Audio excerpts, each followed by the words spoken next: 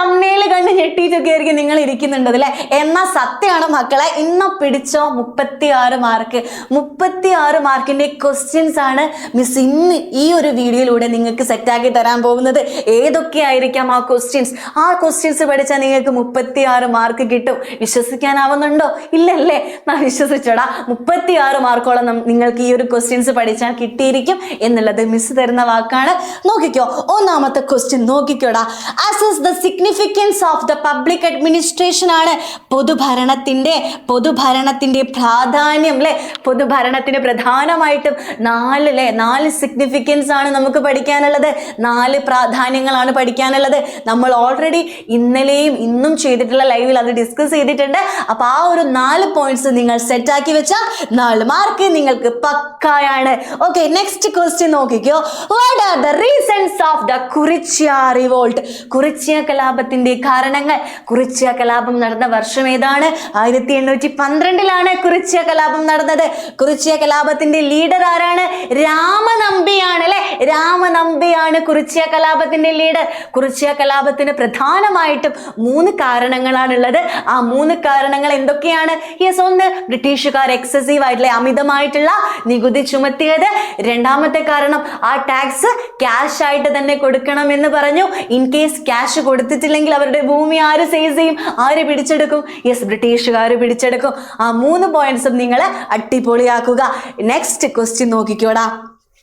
How did the colonial rule affect the life of natives of Latin America? അല്ലെ, colony ഭരണം Latin അമേരിക്കയിലെ ജനജീവിതത്തെ എങ്ങനെയെല്ലാമാണ് ബാധിച്ചത്?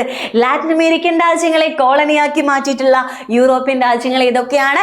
സ്പെയിനും പോർച്ചുഗീസും ആണ് അല്ലെ. അപ്പോൾ അവര് ലാറ്റിൻ അമേരിക്കൻ രാജ്യങ്ങളെ പിടിച്ചെടുത്തപ്പോൾ ലാറ്റിൻ അമേരിക്കനെ കോളനിയാക്കി മാറ്റിയതിനു ശേഷം ആ കോളനിയിലുള്ള ആളുകൾ അനുഭവിച്ച പ്രശ്നങ്ങൾ എന്തൊക്കെയാണ് അല്ലെ? അതാണ് നമ്മളിവിടെ എഴുതേണ്ടത് അല്ലെ. എത്ര പോയിന്റ്സ് ഉണ്ട്?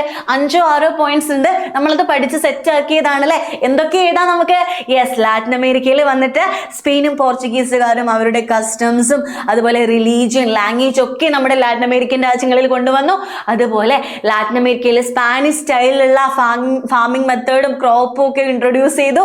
അത് മാത്രമല്ല സ്പാനിഷ് സ്റ്റൈൽ വീടുകള് അതുപോലെ ചർച്ചുകൾ ഇതൊക്കെ ഉണ്ടാക്കി എടുത്തിട്ടില്ലേ. അപ്പോൾ അത് മാത്രമല്ല, ലാറ്റിൻ അമേരിക്കയിലെ ആളുകളോട് റേഷ്യൽ ഡിസ്ക്രിമിനേഷൻ കാണിച്ചു.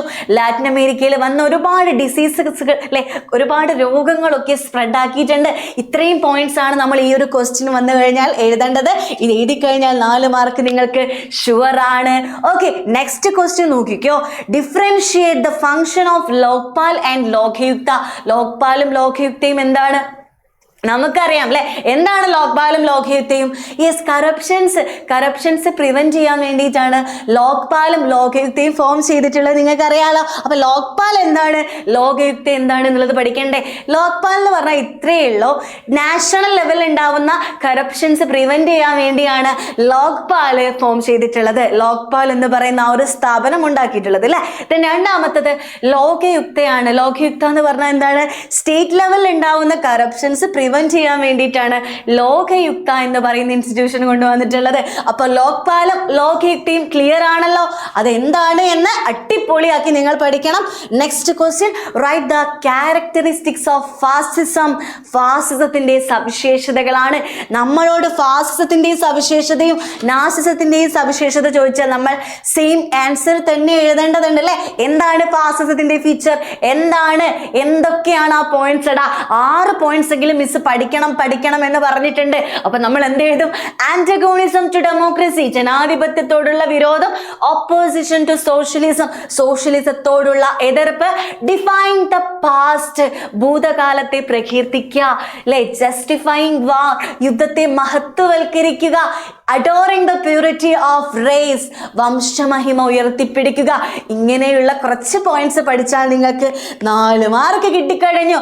Okay, next question, what are the objective of UNO അല്ലെ. ഐക്യരാഷ്ട്ര സംഘടനയുടെ ലക്ഷ്യങ്ങൾ. 3 ലക്ഷ്യങ്ങളാണ് ഐക്യരാഷ്ട്ര സംഘടനയ്ക്കുള്ളത്.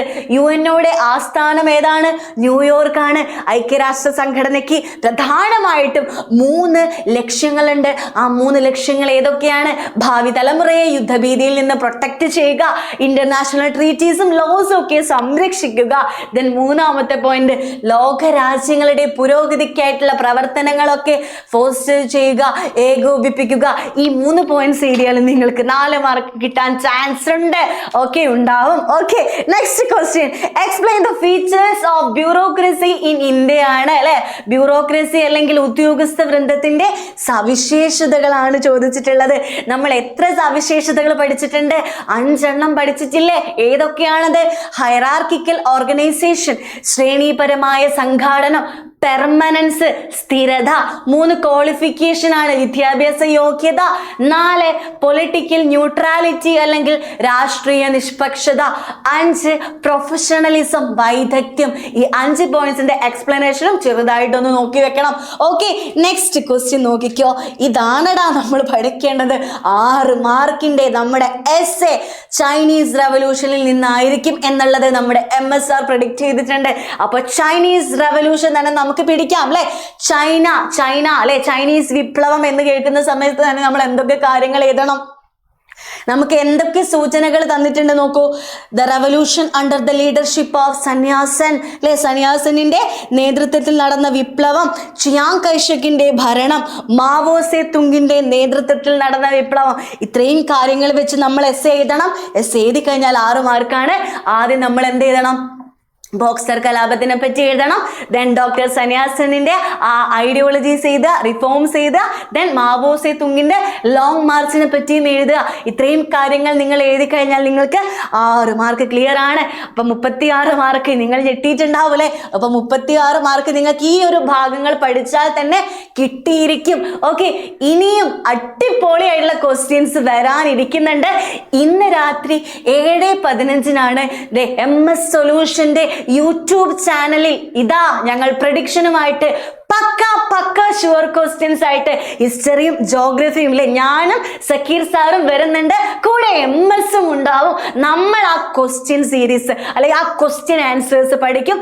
ഏതൊക്കെയാണ് പ്രഡിക്ഷനിൽ, ഏതൊക്കെയാണ് ഞങ്ങൾ പ്രവചിക്കാൻ പോകുന്നത് എന്നുള്ളതും നിങ്ങൾ ഇന്ന് രാത്രിയുള്ള ലൈവിൽ കാണുന്നതാണ്. അപ്പൊ നമുക്ക് ലൈവിൽ കാണാം, സെറ്റാക്കി പഠിക്കാം. ഓക്കെ.